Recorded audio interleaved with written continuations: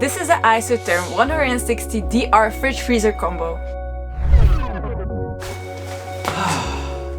Look at this! Really big. Big in a good way, right? I think we have the most high-end, top-class van fridge anyone's ever had. Check it out!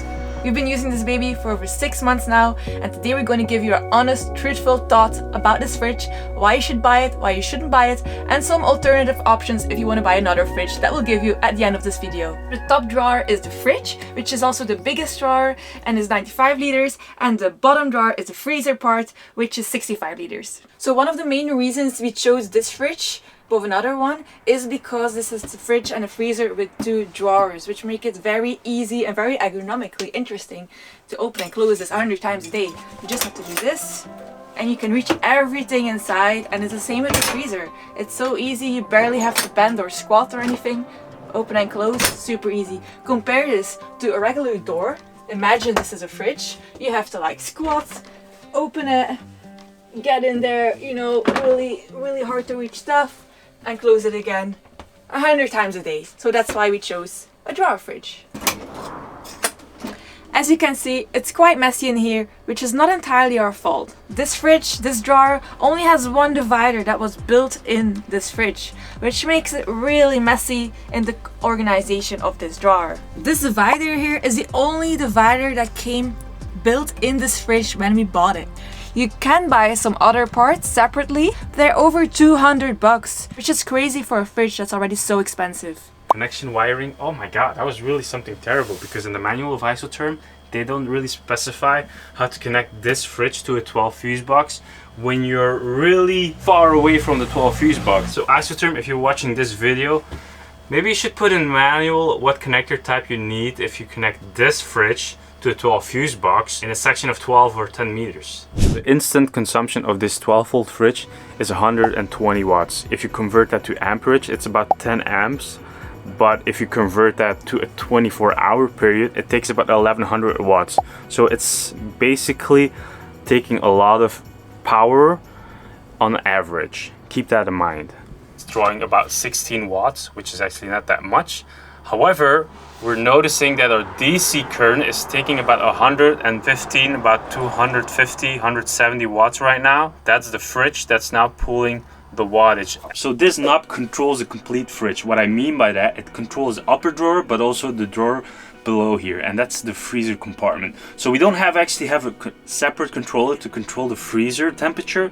Not only that, it sometimes happens also when this fridge is fully packed and we put a lot of stuff on this particular area that we hit this knob, and what happens sometimes, we turn off this fridge, which isn't really that practical, and we don't notice sometimes, and then once we opened it we noticed the light is off, which basically meant we accidentally turned it off.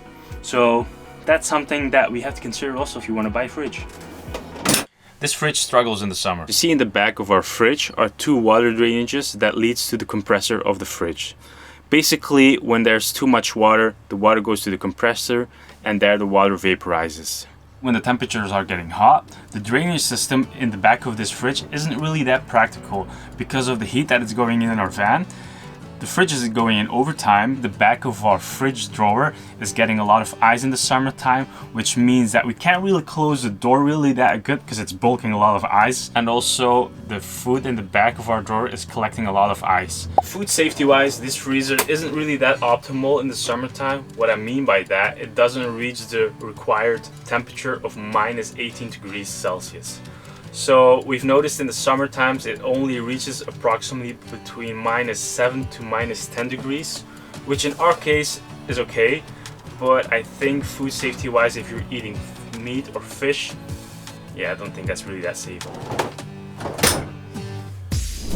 We love to be off grid. This fridge helps us to do that for a longer period of time compared to a smaller fridge that you can see in the ISOTHERM fridges or in the nomadic fridges. Normally those fridges are about approximately 80 to 90 liters. They're smaller ones or bigger ones. However, this fridge is 160 liters, which has a small con, and that's actually the depth. So that means actually that we lost a lot of space with this fridge. Is that a bad thing for us? Well, no, we love to cook, but we lose a little bit of space compared to a smaller fridge.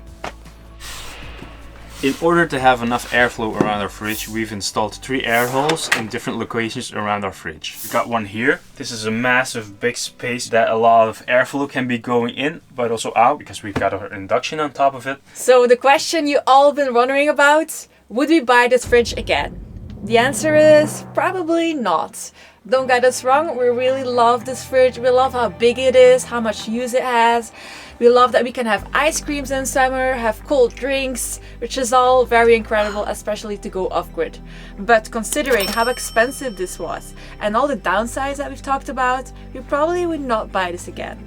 We basically have a love and hate relationship with this fridge. So if you're on the market to look for a new fridge, we highly recommend to go with the other brand. It's called Vitri Frigo, because all the cons and problems that we've got with this fridge, I think that brand has taken those things into account and solved it. So if you want to buy another fridge that's very similar but better, go for that one. Yeah, you should definitely check it out. If you have that fridge, let us know in the comments. If you have other questions about this fridge, put it in the comments below. So Steve, if you're watching this, you better give this a like. This is for you, man. We hope you got something valuable out of this video and it helped you choose which fridge is best for your van.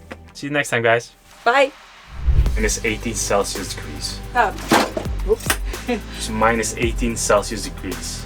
Which oh god. 16 minus degrees Celsius. Minus 18 Celsius degrees. Degrees Celsius.